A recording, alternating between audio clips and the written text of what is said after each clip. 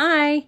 Sorry, I needed a day off, a little rest. I have a little bit of a sore throat, hoping it's nothing serious like the corona. No, it can't be. Anyway, so let's get started.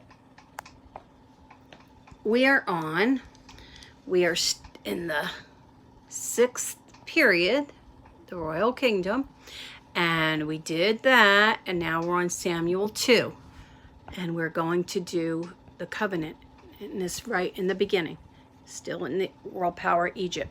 So I wanted to come over here for the second book of Samuel, just to kind of give you an idea. It's the second book, David reigns as king. Even though David commits some of the serious sins, he pays the consequences, and he has to deal with the violent death of 2 of his sons. David is a good example for us because he admitted his sins and remained faithful to God no matter what. Down here, it was written about David. When David sins, he admits it and asks God for forgiveness. Violence, jealousy, and power easily led to multitude of sins. God keeps the covenant with his people through all of history. So I thought that was important. So let's go now to the second book of David. So David mourns King Saul, and his son Jonathan. I want to preface this with, this sounds a little suspicious to me, considering what we were just told in the end of Samuel 1. After the death of King Saul, David returned from the slaughter of the Amalekites, and a man who escaped the camp of Israel told David that Saul and Jonathan were dead. The man claimed that Saul asked him to kill him, and he did.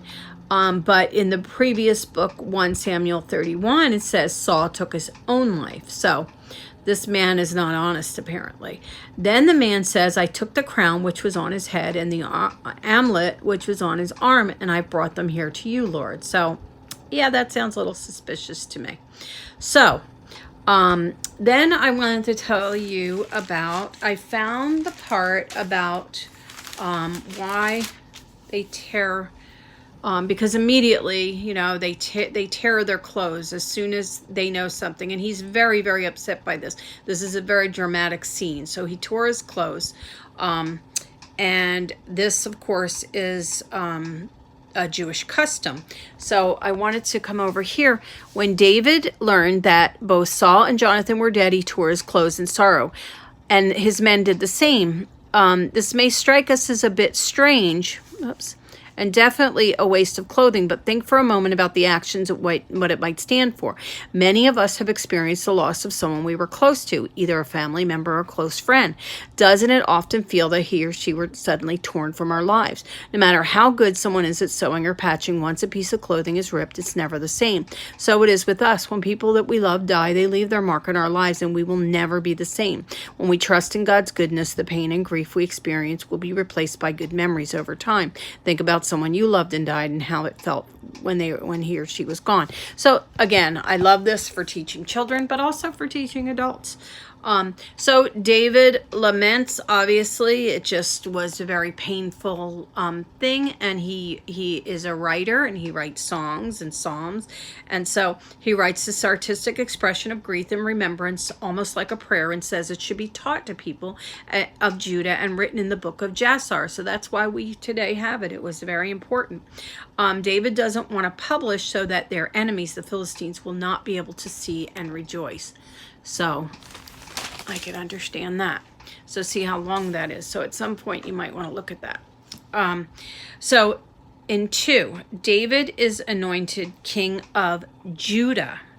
David asked the Lord if he should go up to Judah, and the Lord told him, go to Hebron.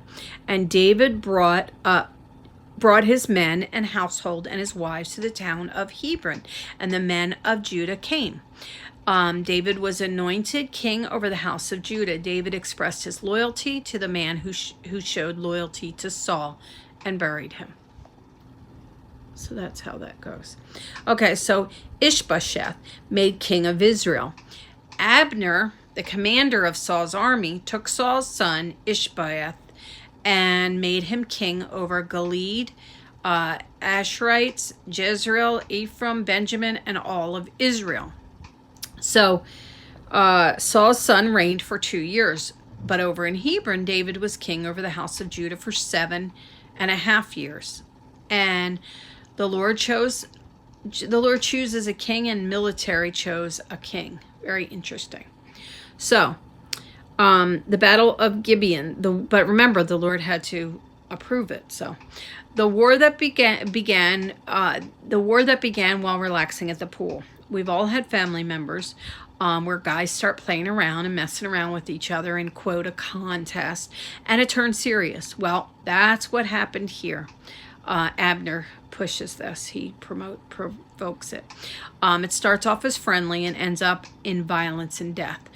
Well, Saul's son, who became King Ishbosheth, and the commander Abner, 12 of their men, and then the tribe of Benjamin against 12 of they are the tribe of Benjamin against 12 of David's men, and David's men killed them and 360 of their tribe, and now that place is called the Field. See, I'm not going to go blow by blow, but this was quite a little thing where David's men killed 360 of the Benjamite tribe, and now that place by the pool is called the Field of Swords. So, okay, 3. Abner defects to David. There's a long war between the house of Saul and the house of David. And David grew stronger and stronger while the house of Saul became weaker and weaker. And then it goes to the birth of David's 6 sons, and by his 6 wives.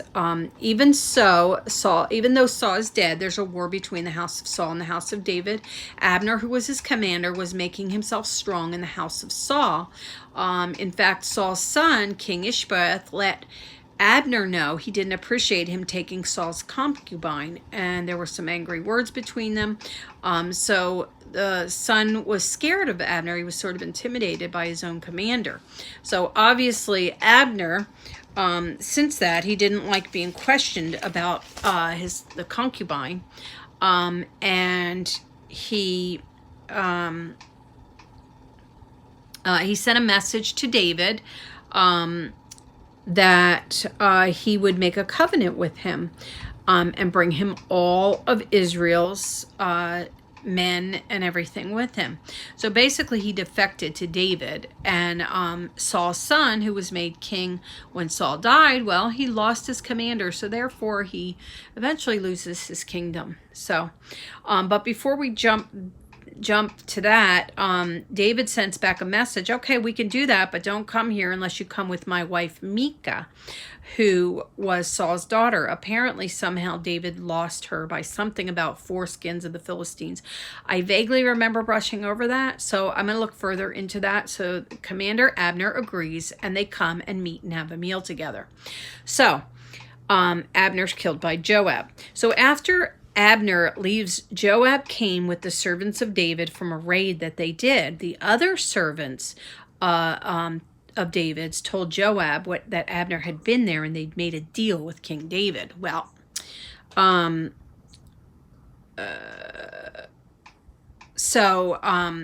David's, okay. So Joab was very upset, and he's like, what have you done? He said, Abner will just deceive you. So behind David's back, Joab sends a message to Abner pretending it's from King David. So Commander Abner shows up, and Joab takes him aside to talk to him and kills him.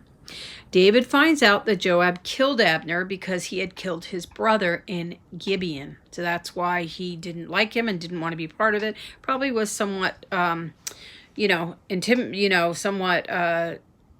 also didn't want to be part of anything with him. So King David was very upset, and he lamented about a poem, went on with this song, this poem, and he wanted to make sure that it was kept.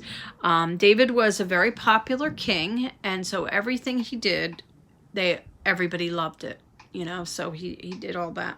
He was upset also because he was counting on the commander Abner. In fact, David said he was not as strong without him. He cursed the Lord to repay the evildoer according to his wickedness who had killed him. So over here in Breakthrough, it says that David cursed Joab and all his family with sexually transmitted disease. So I only mention that because in Breakthrough, it's another great lesson for kids and parents to recognize, because he curses him and says, I hope you have this gonorrhea. Apparently gonorrhea is a very old disease. And he wanted all his descendants to have that, who killed him, all Joab's descendants. So I think it's important here too. And of course, I think that all parents, the birds and bees talk should not just be a one-time thing. It's uncomfortable to awkward. Even one that's very comfortable, it needs to be ongoing conversation, because there's a lot of peer pressure. And you get the old mom or grandma, you're old fashioned, but real love shouldn't go out of fashion if you want your marriage to last. It's loving. It's hard to make a promise to a future spouse, but it's the right thing to do. But it's hard for a young person to understand when they haven't met them yet. So that, I think this is good that it talks about this. So it's kind of helping parents with these lessons too. So Samuel 4, Ishbaioth is assassinated, King Ishbaioth. The scene starts out with Ishbaioth's servants caring for Jonathan, who was King Saul's son. Remember, he died the same day as his father. And at the time, he had a wife who was pregnant, and she died during childbirth. Well, this is Jonathan's son that was born, Mephibosheth. In Samuel 20, you'll see that David adopts him. We're not there yet, but it's mentioned here because Rechab and Baanah, two men that Saul's son, King Ishbaioth, used for his raids, well, they came to his house on a pretense. They believed he was weak because the commander Abner was defecting, so they thought they would get favor with King David. So they waited for the caretaker of the son, who was born crippled, by the way, and they stabbed King Ishbaioth in the stomach, killing him. And then they cut off his head and fled to Hebron by night to see King David, thinking David would be happy with them for killing his enemy. They presented Ishbaioth's head to King David, and they said, here's the head, Ishbaioth, son of Saul, your enemy who tried to kill you.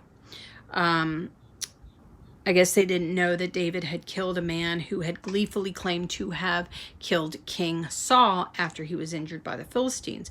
With that, King David ordered Rechab and Baanah executed, saying that wicked men have killed an innocent man in his own home and his own bed. King David was no fool. If they're going to do that to him, why would he want them? So he ordered their hands and feet cut off and their bodies hung by the pool at Hebron, maybe as a warning that if anything would happen, if anyone wanted to harm another member of Saul's family. So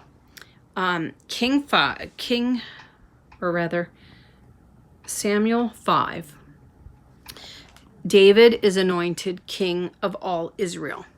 The tribes of Israel came and anointed King David over Israel. And he reigned for 40 years. So the key event is coming up here. Okay, so Jerusalem is made capital of the kingdom. And David took the stronghold of the city of David and he became greater and greater, for the Lord God was with him. He also took more concubines and had more sons and daughters, and it lists their names, as you can see down here and then up here.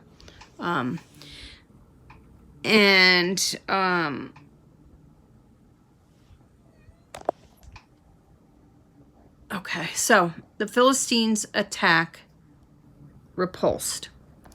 The Philistines heard that David had been anointed over Israel and went up in search of him.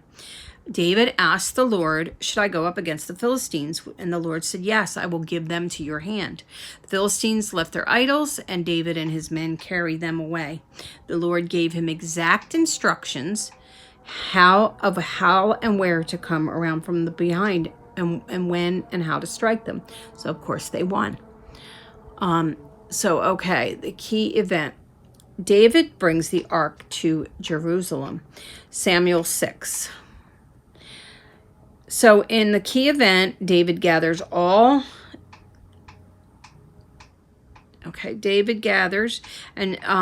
all the men, the chosen men of Israel, 30,000, to bring up the Ark of the Covenant. They have a party with songs and harps and tambourines and instruments and cymbals and all that. And they were dancing, and Peruza, hard to say these names, grabs hold of the Ark, and he's holding on to the ox, I guess, and the ox stumbles, and it angers the Lord, and he strikes him dead right there. David was angry, and he was afraid of the Lord that day and the ark itself. And so he wasn't willing to take the ark into the city of David. So the ark was left in the house of Obed-Edom for 3 months. And it was told to David that the Lord had blessed the household of Obed-Edom and all that belongs to him because of the ark of God. So David was like, well, I should be getting those blessings. So he went and brought the ark of God to the city of David, rejoicing and dancing for the Lord with all his might. He's all excited. Michal, the daughter of King Saul, remember his wife, David's wife, that he brought? Well, as he was leaping and dancing before the Lord, she despised him in her heart. She was angry. So she was jealous, and she mentions him with his other concubines.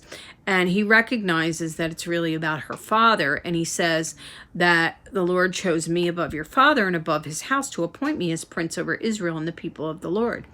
And he said, but I'll never be good enough in your eyes, basically. And the women that you spoke of, I shall hold them in honor. And then it says that Michal, the daughter of Saul, had no child to the day of her death. So that's the way that worked, or it worked out for her. Okay. So the covenant. There's a lot in here. He expands specifically the covenant with David in his book here of 2 Samuel. Then he goes through Israel's history, leaving Egypt, the promised land, having, this is the Lord going through all this, having Samuel anoint Saul as their first king, and then David. And then it goes through some of the prophecies about David,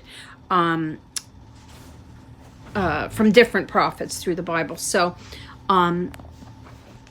it says here, in theory, the Davidic king was made to be an embodiment of the Lord's justice and righteousness.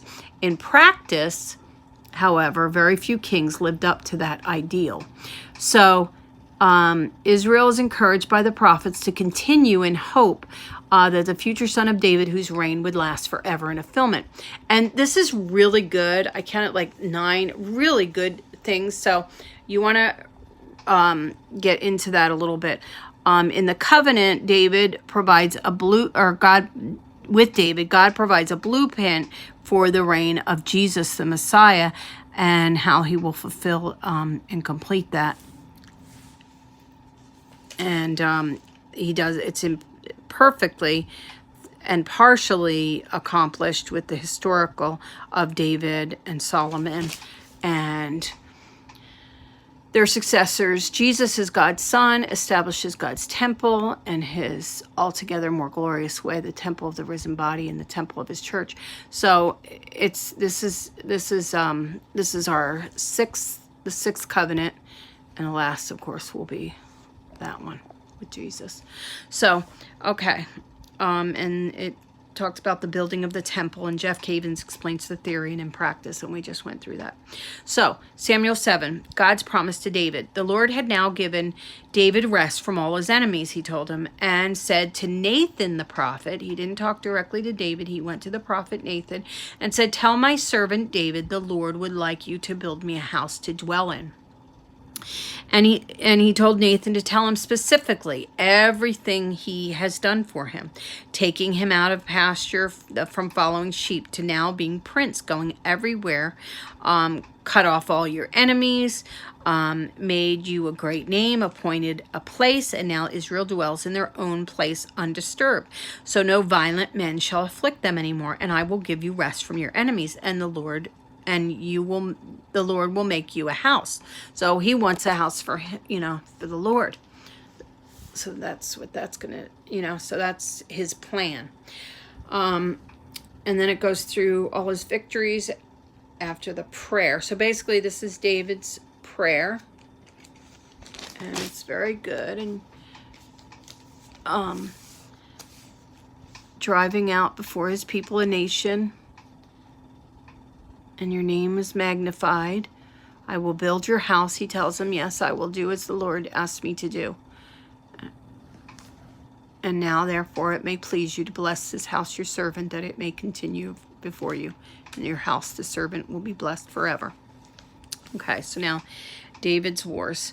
And then it goes through all the victories after the prayer, and the Lord gave David wherever he went, and all the kings gave him silver and gold and bronze dedicated to the Lord from all the nations he subdued, one victory after another. Boom, boom, boom.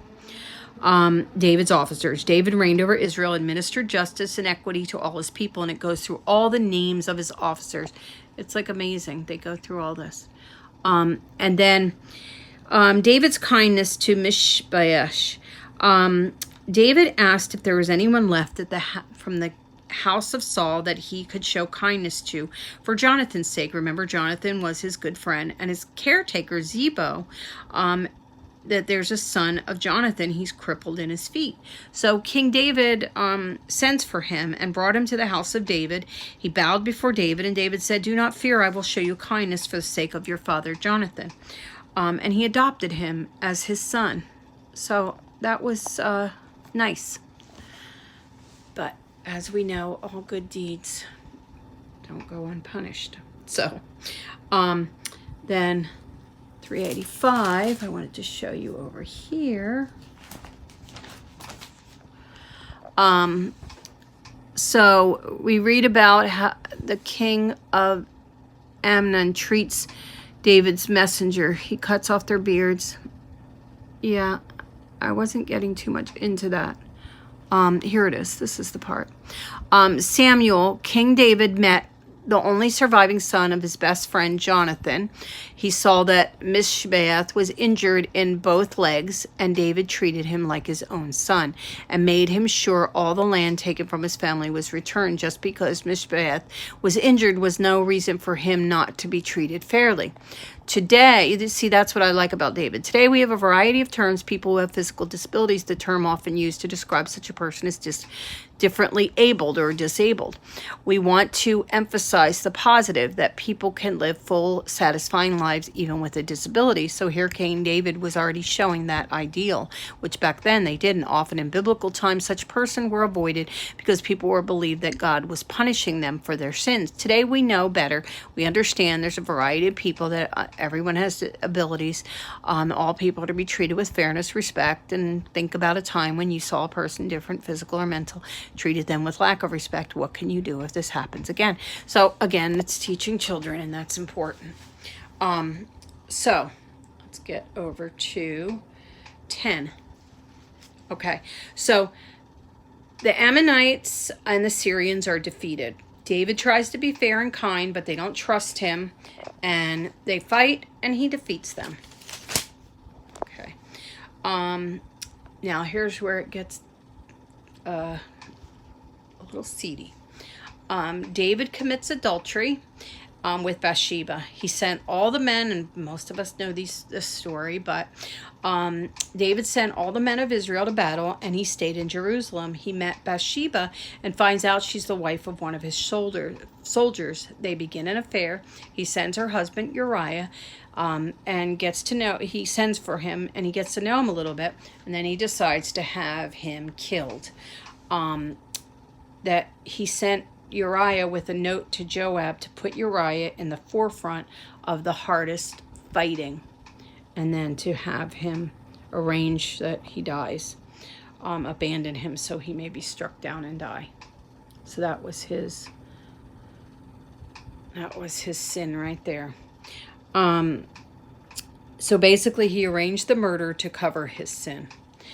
And when the wife of Uriah is told, she mourns over her husband. After the mourning, David sends for her to be his wife, and she gives him a son. Okay, and this displeases the Lord a lot. So, Nathan condemns David, and God punishes him. After a day of rest, Sunday, and coming back this morning, that was me starting this morning. I was tired, but this story woke me up because this is where I started this morning. The Lord sent Nathan to David and told him of a rich man and a poor man in a certain city. One had nothing but a little lamb who he loved. He ate with him and slept with him. He was like a child to him. And then the rich man who had a flock of them, when a traveler came, the rich man was unwilling to take one of his own flock to prepare for the traveler who came to visit. He took the poor man's, and he prepared it for the man who had come. When David heard this, he became very angry, and he said, this man deserves to die, and he shall restore the lamb fourfold, because he did this thing, and he has no pity. So Nathan said, you are that man. And says the Lord, thus says the Lord of God, Israel anointed you king over Israel, delivered you out of the hand of Saul, gave you your master's house, wives in your bosom, gave you the house of Israel and Judah, yet you have,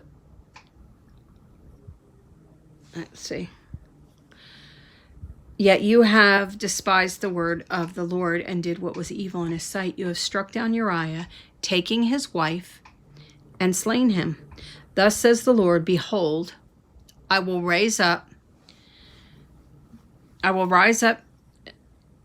evil against you out of your own house. I will take your wives before your eyes and give them to your neighbor. You did secretly, but I will do this before all of Israel. David said to Nathan, I have sinned against the Lord. Nathan said, the Lord also has put away your sin. You shall not die. Nevertheless, you have scorned in the Lord, and the child that is born to you shall die. So the Lord struck the child that Uriah born to David, and it became sick. David was distraught. He fasted, and he went to lay all night on the ground. He would not eat. On the seventh day, the child died. David's servants feared telling him. And, let's see.